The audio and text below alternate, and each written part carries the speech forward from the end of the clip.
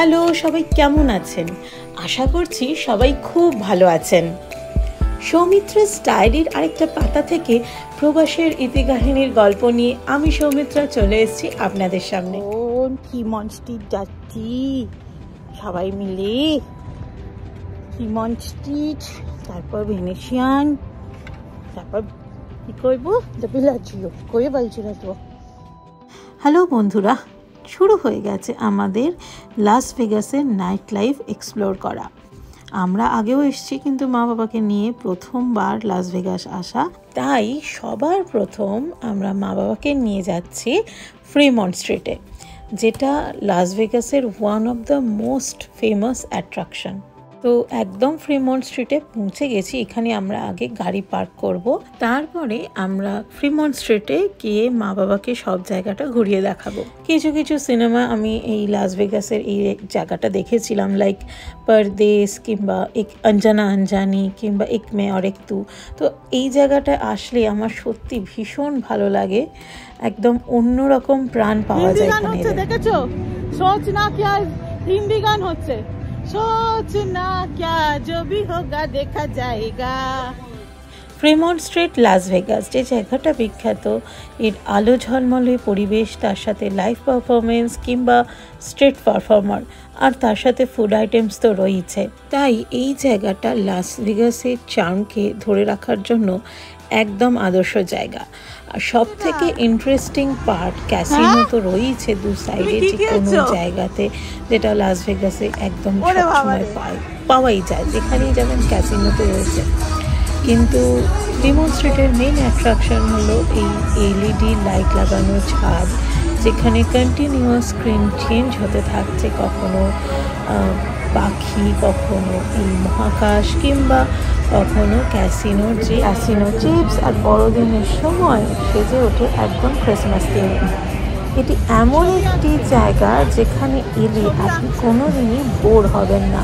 চারদিকে লাইট, জমজমান আলো, তার সাথে রয়েছে এই যে কস্টিউম পরে সবাই ছবি তোলে, ফটো তৈরি করছে, এরা একদম স্ট্রিট পারফর্মার, যেটা এখানে আর্ট তৈরি করেন অনেকেই।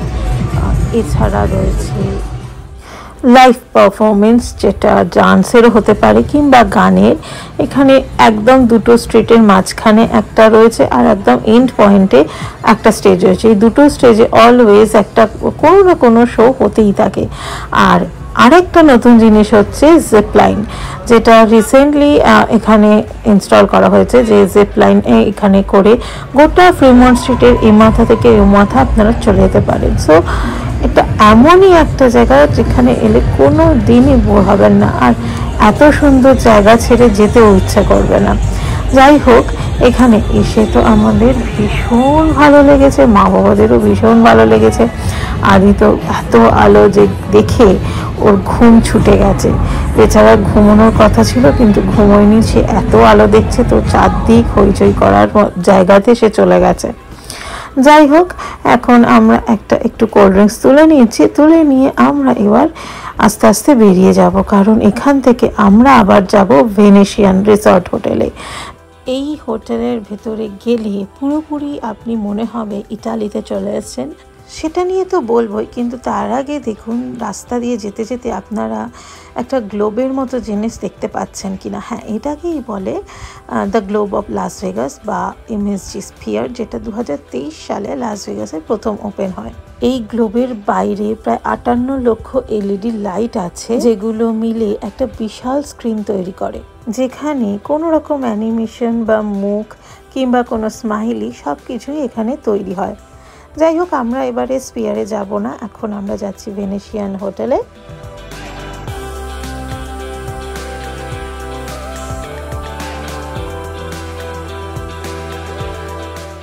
ভেনেশিয়ান হোটেলের ভেতরে এসে পার্ক করে আমরা লিফটে করে চলে এসেছিলাম দ্য গ্র্যান্ড ক্যানালের ওখানে, যেটা হচ্ছে দ্য ভেনেশিয়ান হোটেলের মেইন অ্যাট্রাকশন। ইটালির ফেমাস জেলাতো আইসক্রিম থেকে হরেক রকম ঘর সাজানোর জিনিস, ছোটদের খেলনা, শোপিস সব কিছুই ছিল।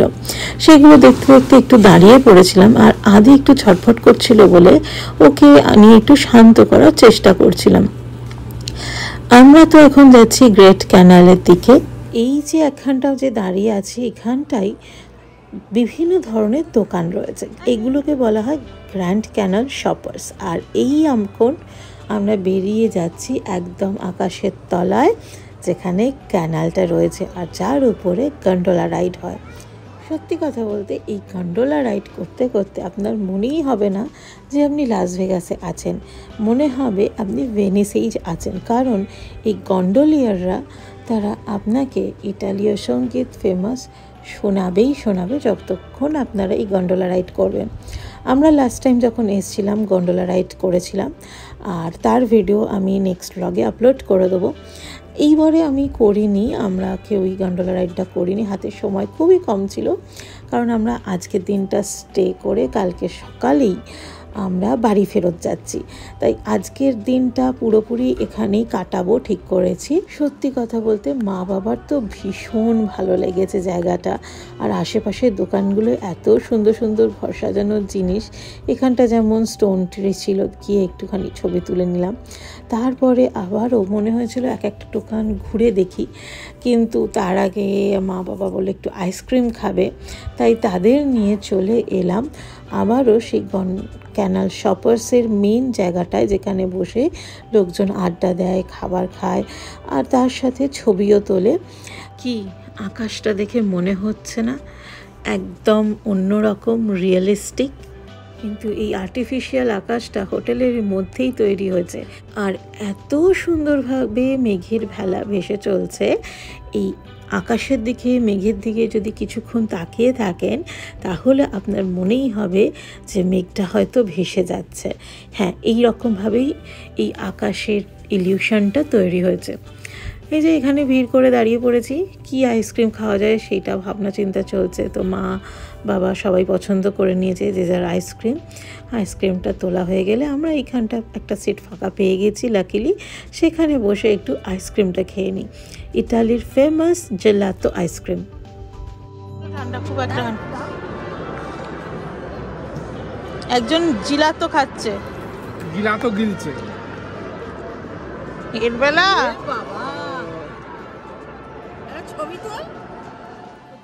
একজনকে একবার শুধু আইসক্রিম খাওয়ানো হয়েছে, ব্যাস। তারপর সেই আইসক্রিম না খেয়ে আর ছাড়ে না, শুধু আইসক্রিমের বাটির দিকে যাচ্ছে আর কাড়াকাড়ি করছে। শেষমেশ কি করা যাবে, জলদি জলদি সবাই আইসক্রিম খেয়ে নিয়ে লুকিয়ে ফেলা হলো যাতে ও না দেখতে পায়। ইটালিতে এসে কেমন লাগলো?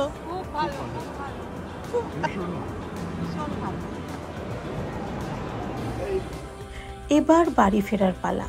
তবে তার আগে আশেপাশের দোকানগুলো একটু ঘুরে দেখাবো বাবা মাকে। এই বিশাল বড় বুদ্ধ মূর্তি থেকে এই বিশাল বড় জিওড, এই বিশাল অ্যামেথিস্ট জিওডটার দাম কত জানেন? $9,900। এখানে আরও অনেক ধরনের পাথর বিক্রি হচ্ছিল, আমরা সেগুলো দেখলাম। এগুলো লাইক যেমন মুনস্টোন, অনেক কিছু পাথরের আবার নামও জানি না। যাই হোক, এগিয়ে গেলাম আর একটা দোকানের দিকে। এখানেও দেখলাম অনেক ধরনের শোপিস সাজানো রয়েছে। আদির ঘুম চলে আসছে, তাই মনে হয় না আর বেলাজিও হোটেলটা যাওয়ার ইচ্ছে ছিল, সেটা হয়ে উঠবে। চেষ্টা করব কালকে যদি আমরা একটু তাড়াতাড়ি বেরোতে পারি, তাহলে সকালে একবার বেলাজিও হোটেলের ভেতরে যেতে পারি। আদারওয়াইজ এবারে আর যাওয়া হবে না। আদি যেহেতু এখনও ছোট, ওর টাইম স্কেডিউলটা আমি মেনটেন করি সব সময়, তাই ও যেহেতু ঘুম পেয়েছে আর খুব একটা ঘুরবো না। গাড়ি নিয়ে বাবা মাকে আর একটুখানি লাস ভেগাসের স্ট্রিটটাই দেখিয়ে দেবো, যে কোথায় কোথায় ফেমাস হোটেলগুলো এখানে রয়েছে, যে যাদের ভেতরে না ঢুকলেও বাইরে থেকেও দেখতে অসাধারণ লাগে।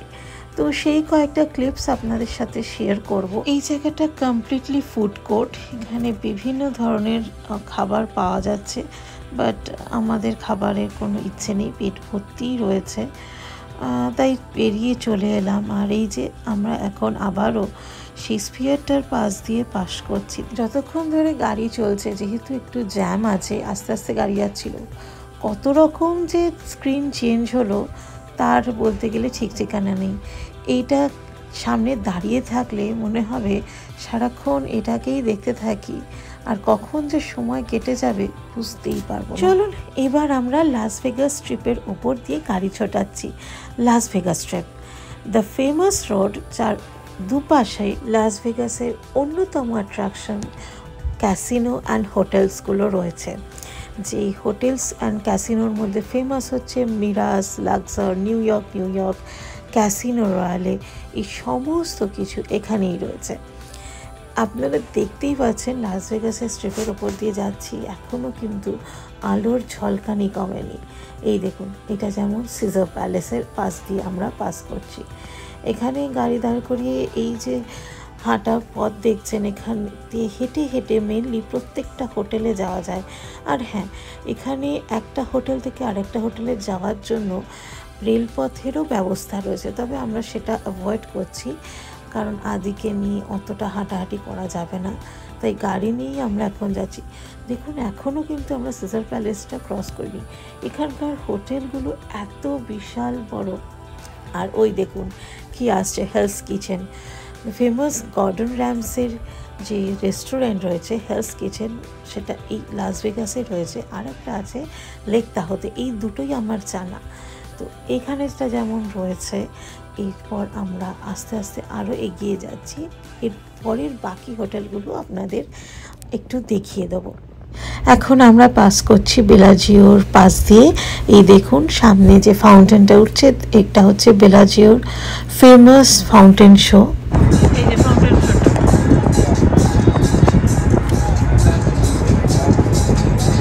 ফাউন্টেন শো হচ্ছে।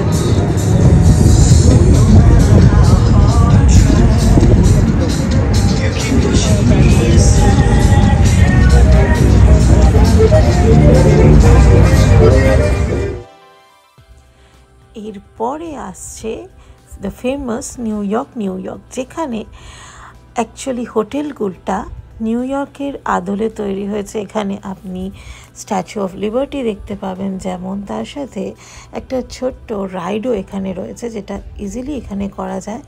আর তার সাথে ব্রুকলিন ব্রিজও রয়েছে। তো নিউ ইয়র্কের শহরের মেন অ্যাট্রাকশন এই ছোট্ট একটি জায়গার মধ্যে এখানে তুলে ধরা হয়েছে। তাই লাস ভেগাস আসলে ছোটোখাটো ট্রিপ করতে গিয়ে আপনি দেশের বিভিন্ন ফেমাস জায়গাগুলো কিন্তু ঘুরে ফেরবেন। আর এইবারে আসছে সবথেকে ফেমাস এক্সক্যালিবার, যেটা অনেকটা আরবিয়ান ক্যাসেলের আদলে তৈরি হয়েছে। এছাড়াও আরও একটা জিনিস আসছে, যেটা মনে হবে আমরা হয়তো মিশরে চলে এসেছি, এক্সক্যালিবার। এই দেখুন পিরামিডটা যেখানটা আছে, এখান দিয়ে একটা আলো পুরো যেন গিয়ে মনে হচ্ছে লেজার আলোটা আকাশে গিয়ে মিশে যাচ্ছে। এক্স্যাক্টলি তাই। দেখুন বাইরেটা এত সুন্দর লাগছে। এছাড়াও এই যে মান্ডালা বে, এর ভেতরে নাকি একটা বিশাল বড় অ্যাকোয়ারিয়াম রয়েছে, যদিও আমরা এখনও অবধি মান্ডালা বেতে যাইনি। আর লাস ভেগাসে এসছি, আর লাস ভেগাসের সাইনটা ভিজিট করব না, তাই মা বাবাকে নিয়ে চলে গেলাম যেখানটা লাস ভেগাসের ফেমাস সাইনটা রয়েছে। তো সেখানটা লেখাই আছে welcome to fabulous Las Vegas. এত লাইন রয়েছে যে দাঁড় করিয়ে ভাবলাম যে ফটো তুলবো, সেটা আর হয়ে উঠলো না। আদি ঘুমিয়ে পড়েছে, তাই এবার আর গাড়ি নিয়ে ঘোরা যাবে না। এর থেকে বেশি ওকে যদি এখন কার সিটে বসিয়ে রাখি খুব কান্নাকাটি করবে। তাই এবার মনে হলো যে না, ব্যাক টু প্যাভিলিয়ন বাড়ি যাই, হোটেলে গিয়ে সবাই মিলে এখন রেস্ট নিই, কারণ আবার ব্যাগ গুছিয়ে ফেলতে হবে, কালকে আবার বাড়ি ফেরার তাড়া রয়েছে। তাহলে মা বাবাকে নিয়ে যে হোল ট্রিপটা আমরা করেছিলাম, আজকে সেই ট্রিপটার কন্টিনিউয়াস যে ব্লগটা সিরিজটা চলছিল সেটা এন্ড হলো। আশা করছি আপনাদের ব্লগটা ভালো লাগবে।